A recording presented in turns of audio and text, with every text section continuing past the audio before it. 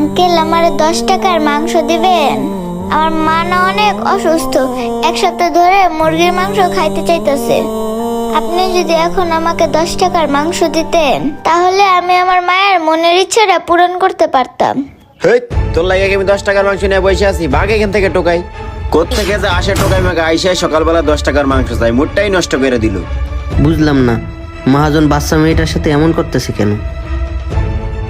Uncle দেন না 10 টাকার মাংস, আমরা না অনেক দিন ধরে পেঁয়াজ আর কাঁচামরিচ দিয়ে ভাত খাইতেছি। ওই টোকাই বাচ্চা, তুই জানিস এক পিস মাংসের দাম কয় টাকা? এক পিস মাংসের দাম 100 টাকা, আর তুই নিয়ে আসছিস মাত্র 10 টাকা। আঙ্কেল দয়া করে দেন না এক পিস মাংস। আরে এই টোকাই বাচ্চা তো কোনোভাবে কথা শুনতেছে না, তারা তোর একটা ব্যবস্থা আমি নিচ্ছি। ওই টোকাই বাচ্চা বাইরে এখান থেকে ওমা,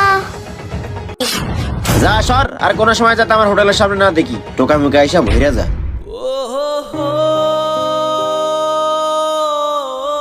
আয় হায় রে, মহাজন মেয়েটাকে ধাক্কা মেরে ফেলাই দিল। না, মেয়েটাকে যে করেই হোক আমার সাহায্য করতে হইব।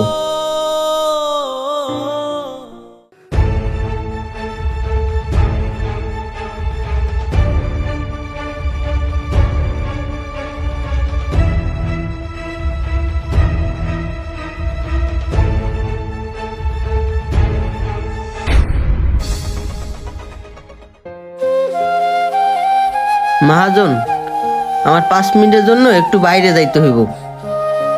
আচ্ছা যা, তাড়াতাড়ি চলে আসিস। ঠিক আছে মহাজন, আমি তাড়াতাড়ি চলে আসবো।